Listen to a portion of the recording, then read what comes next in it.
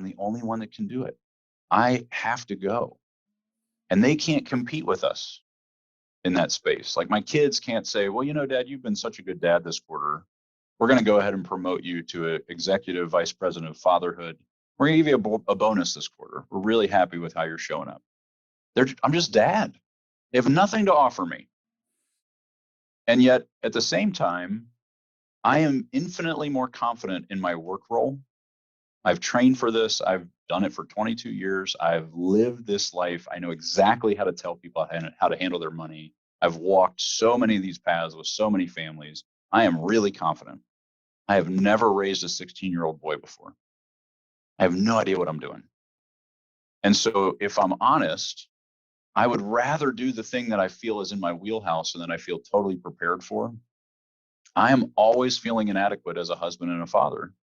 And so I'm drawn to the thing where I feel adequate and confident.